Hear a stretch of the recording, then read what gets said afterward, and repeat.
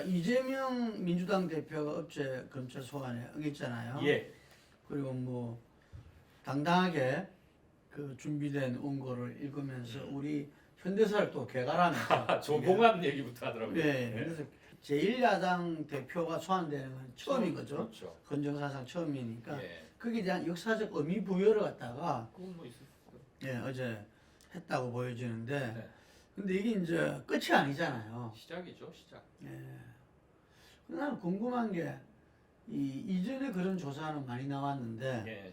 이재명의 사법 리스크, 정당한 검찰 수사냐, 야당 탄압이냐, 요즘 이에 대한 조사를 좀 잘 못 본 것 같아요. 우선 어제 출두 및 조사한 것을 두고 어떻게 보느냐, 뭐 이거는 아마 지금 바로 지금 녹화 이 김능구 이강윤의 여론조사 세부 녹화가 어제 조사가 이루어진 바로 다음 날이기 때문에 아직 그것을 가지고 조사한 건 없었고요. 이번 주말쯤 나올 거고 이 전에는 몇 번 있었죠.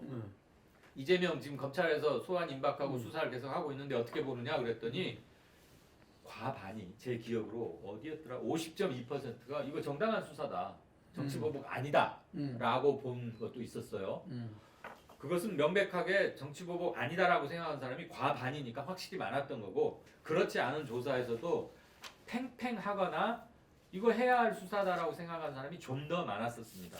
야당 대표를 검찰에서 소환한 게 처음이고 예전에 김대중 평민당 총재 시절에는 안기부에서 수사를 했죠. 그때는 안기부에 수사권이 있었으니까. 어쨌거나 야당 대표에 대한 안기부건 검찰이건 수사권을 갖고 있는 곳에서의 수사는 매우 이례적이었던 건 맞습니다.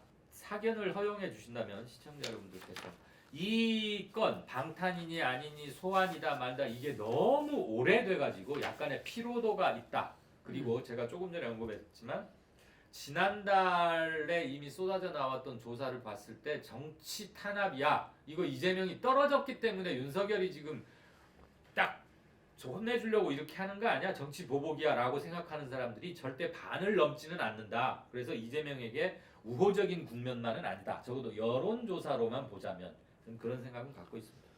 그리고 말씀하셨다시피 지금 어제는 성남FC 건으로 소환이 된 거고요.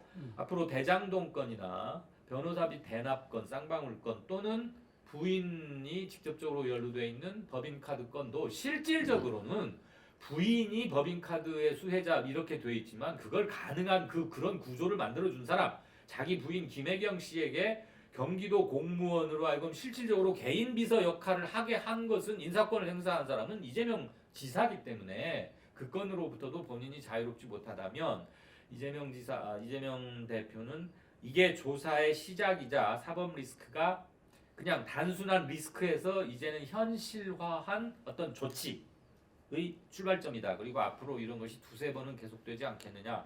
그 다음에 기소 여부 또는 영장 치는 거 이건 굉장히 폭발력이 크겠죠. 네, 그래서 아들까지 다시 재수사한 보도가 나왔는데요. 그러니까 김건희 거는 왜 안 하냐 이런 말이 당연히 나올 수밖에 없죠. 검찰이 인지상정으로 놓을 수밖에 없었는데 형평을 잃고 있는 건 명백합니다. 네, 근데 이제 아까 말한 대로 이게 시작이다. 시작이란 말은 뭐냐면은 지금 한 번 소환에 응했기 때문에 안 나올 저희가 소환에 응하지 않을 명분이 없어요. 맞습니다. 그러니까 국민들은 계속 봐야 돼요. 예. 예. 또 소환에 조사하고 나오고 또 기소되고 또 기소되고 이게 아마 구속영장 치는 거는 상당히 어려울 건데 네. 저 개인적으로는 친다고 봅니다. 맞습니다. 왜냐? 무덤대 쳐가지고 또 첩보동의안 부결되는 과정도 또 국민들한테 엄청난 피로감 주는 거거든요. 예. 그리고 검찰이 그냥 참고만 하려고 물어보려고 소환, 환문하는 건 아니잖아요. 물론 구속영장 없이 불구속 기소를 할 수도 있긴 한데 저는 영장 청구 가능성이 조금 더 높다고 봅니다. 그러면은 병합해서 하느냐에 도대체 문제겠죠. 이 언제까지 갈 거냐. 그래서 이 부분 어제 이재명 대표가 답을 했죠. 이 답정 기소가 이 기소는 정해져 있고 그 다음에 자기의 어떤 이 무고함은 재판을 통해 가리겠다. 가릴 수밖에 없다. 그거는 최장 최소한 6, 7개월 1년 이상 그러니까요. 그러다면은 계속 따라다니는 거지. 금년 1년은 그렇게 간다는 거잖아요. 이 상태에서 총선을 치르게 돼요. 그래서 이게 뭐 프레임 B, 프레임 B, C도 있어야 되는 거 아니냐. 민주당으로서는 그런 이야기도 나오는 거잖아요. 그거 기억하시죠? 그 민주당 당원당규 개정할 때 1심에서 유죄 판결이 나오면 그때 당직을 제한하거나 사퇴시키거나 그 논의했던 거 기억나시죠? 예. 명백한 정치 탄압이라고 보이는 유죄 판결일 경우에는 재논의할 수 있게 해놨더라고.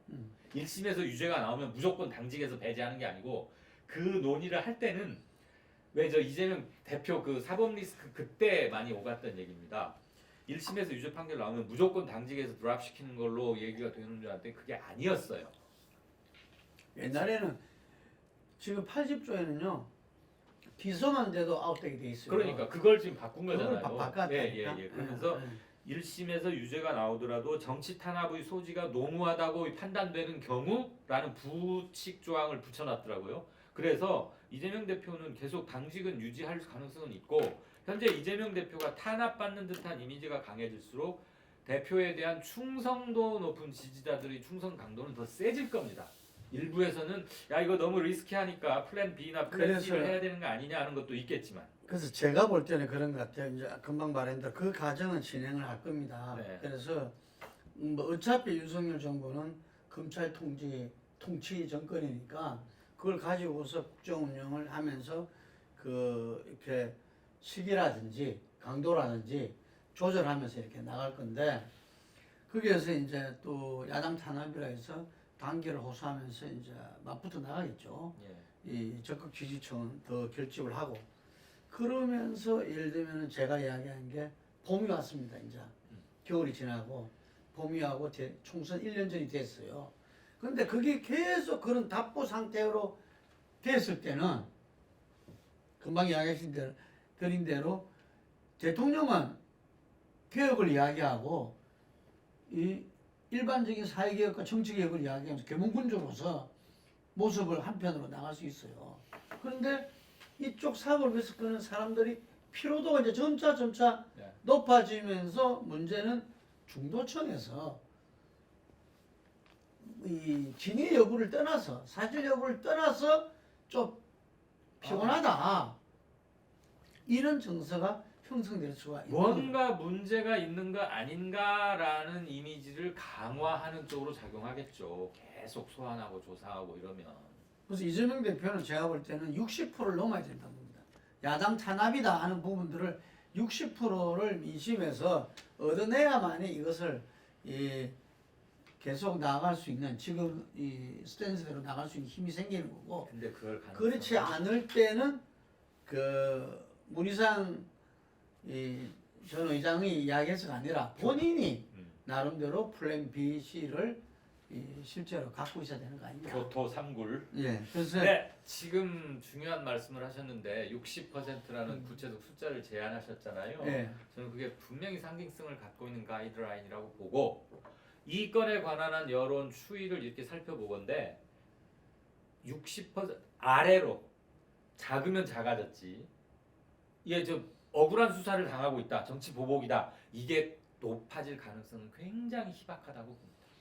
네, 어쨌든 그거는 이 해나가는 과정에서 예. 저는 드러난다고 봐요. 이게 조금 어떻게 보면 중도층에서 볼 때도 좀 심하다는 느낌을 갖잖아요.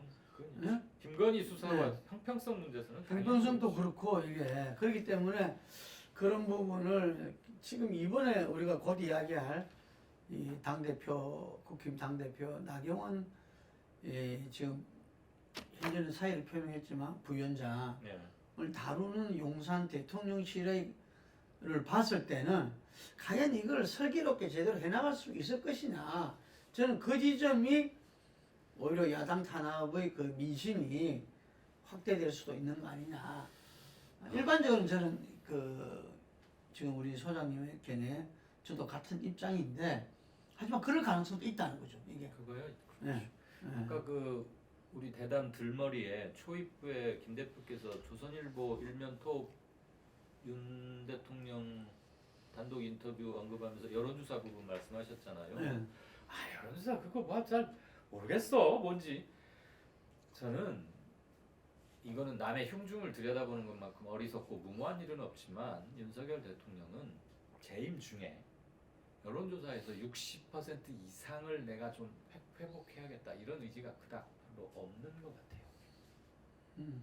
굳이 통합이라고 굉장히 난망해 보이는 과연 통합이 실질적으로 현실적으로 가능할까라는 점에서 출발해 보면 내 대선 득표율 정도만 회복해도 나는 괜찮은 것이고 나는 단임으로서 난 직업적 정치인이 아니기 때문에 해야 할 몇몇 개혁은 그냥 밀어붙여서 끝까지 해보겠다 이것이지 어떻게든 통합을 해서 중도 지역을 다시 끌어오고 민주당 이탈파 중에서도 나 쪽으로 해서 60% 훨씬 넘는 어쩔 때는 70%까지 육박하는 호평 속의 대통령직을 수행하는 둥글둥글한 이런 제너러스한 대통령이 되보겠다는 생각보다는 나는 내 신념과 원칙과 철학에 맞춰서 내 인기에 연연하지 않고 하겠다. 그리고 그건 대선 후보 시절에도 그런 얘기를 숱하게 많이 했어요.